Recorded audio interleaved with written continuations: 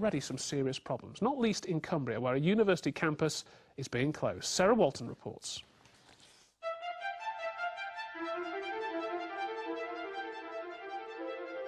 A chilly winter's day isn't enough to put this group of students off a hike. That's because this hardy lot are doing outdoors studies here at Cumbria University's base in Ambleside, but not for much longer. We were told at the start of December that we would be being moved from Ambleside. The outdoor studies course will be moved to Penrith, which instead of being mountainous regions is flat agricultural land. There are plans to mothball the campus because the university is facing an £8 million trading deficit. Students make up 1 in 7 people in the local economy. We've all got jobs in Ambleside. We live and work and spend huge amounts of money in Ambleside every year, and we've become quite attached to the area, as you can see. The university was founded by bringing together a number of colleges and former campuses across the northwest. The plan was to reduce the number of staff and the duplication of facilities gradually over time. But it was set up 2 years ago when investment in higher education was increasing. We expected to be able to grow, and therefore we weren't too worried about the number of staff we had. We now know we cannot grow. The original business plan was to double in size by 2017. And that's because the sector as a whole has been told it can't grow. So we're in the same boat as every other university. But unfortunately we're in a different place for every other university because we're so new and we haven't got into a proper sustainable shape. At the end of the academic year, this lecture hall could fall silent for good. But at the moment, the financial pressures being felt here at Cumbria aren't affecting any of the other universities in our region because they've been around for a lot longer. But last year, the government announced cuts which will affect all higher education. This year, English universities got £7.8 billion from the government towards their running costs. But for the 2011-2012 financial year, they'll be getting around 7.3, a reduction of over £500 million. The government says the university sector will be able to cope thanks to record investment under Labour. But a group of universities known as the Russell Group, which includes Newcastle, say they believe the cuts will continue. Nobody will die next year as a result of cuts in higher education. It's in 10 to 20 years' time when there aren't enough doctors, enough teachers, enough managers of companies. And we understand the need for efficiency savings. We understand the difficult economic circumstances. What we're worried about is that if we get very large, disproportionate cuts, that it's the country's future that will be sacrificed. In Cumbria, the Outdoor Studies Group say they won't give up. But could changes to the funding climate for higher education leave other students out in the cold? Well, Nick Brown's still here, and also joining us is Phil Willis, the outgoing Liberal Democrat MP for Harrogate and chairman of the parliamentary committee that looks at universities. Phil Willis, the universities have talked this week about these cuts, bringing them to their knees. It's all a bit melodramatic, isn't it? We've all got to tighten our belts now. Well, I think you can have too much sabre-rattling, you know, in what is clearly a crisis for the higher education system. There is no doubt that the sort of 600 million cuts which Lord Mandelson announced just before Christmas will have a very, very significant effect on the higher education system.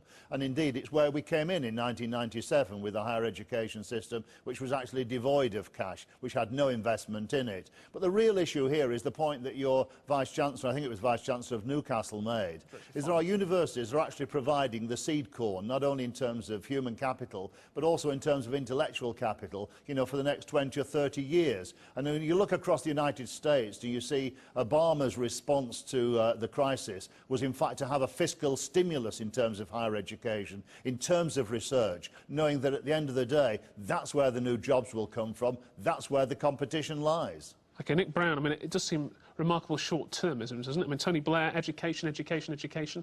The last thing you should be cutting as universities, it's the future. Well, since 1997, expenditure in real terms on universities, this is real terms expenditure, has increased by 25%. So we've seen a steady period of growth, largely supported by Phil and his committee, and I don't disagree dramatically with what he says, except that I do think the Russell Group a right to fight their corner, but they're rather overstating it. Their remarks, I think, are more pertinent to future spending rounds than to the present one. It's farcical, though, isn't it, that you're going to be fining universities under this system for having too many students, when for 13 years you've been trying to encourage them to take more and more to reach your target of getting 50% of young people into higher education. Something like 38% of all of their income doesn't come from their public purse. Universities have other sources of income as well. We're very well served. What sort of signal does it send out when you're fining them for having too many students? We are very well, because of course that's the basis of the payment system. You know, they're paid per head, and if it has to be restricted in the current times, we understand what the liquidity crisis has done to the public finances. Universities will have to play their part in that, but I rather agree that they should be helped and the effect should be mitigated, which is what I think Peter Mandelson has done. Well, Phil Willis, I mean, isn't it up to the universities to find extra sources of funding to be more creative? Well, I think our universities have been very creative in terms of finding new resources. We're not well endowed like the United States, where, you know, sort of students do pay when they've graduated back into their universities. But the real issue here, I think Nick is hiding, and I think that, quite frankly, all the political parties are hiding, and that is we cannot simply carry on with a higher education system that was, if you like, born in the century before last, which has really sort of seen unprecedented growth since 1963, and it really has got to be fit for purpose. And the Russell Group want to protect the leading research-intensive universities at the expense of others. And I don't despair that is their right. But if you look at the North East, we have been starved of intellectual capital. We've seen the growth of fantastic universities like Teesside, of Sunderland, indeed, again in Newcastle in terms of Northumbria universities. And these are the universities that will really feel the pinch because they're teaching intensive. They're locked into the local economies. And I really do feel that we've got to say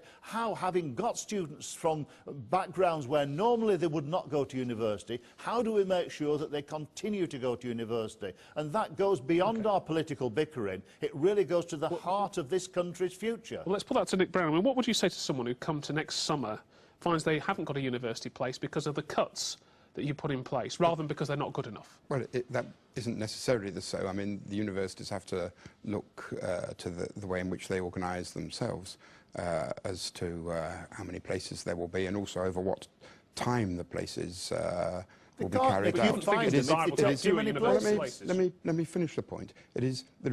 Part of this debate is about how many years students should do and how the time in weeks and months should be managed. It would be perfectly possible to, at least on some courses, to work a longer academic year and to get the courses completed in 2 years rather than 3. Is that the solution, Phil Willis? It is not the solution. It is a possible solution and something that should be looked at for some courses. Does that help at all, 2-year degrees? Well, I think what we're actually looking at here, Nick's put his finger on a really important issue that the universities don't want to talk about, and that is how do we actually organise higher education?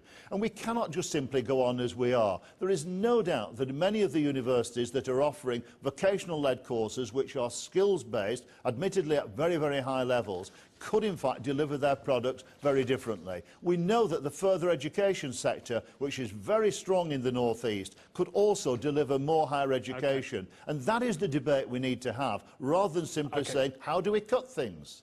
Phil Willis, thank you very much, and Nick Brown as well. Well, that's all from us. Thanks for watching, and please remember to send us any comments you have about today's show. We always love hearing from you.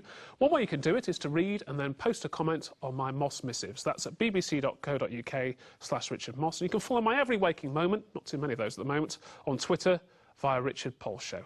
Now, though, it's back to John for the rest of the show.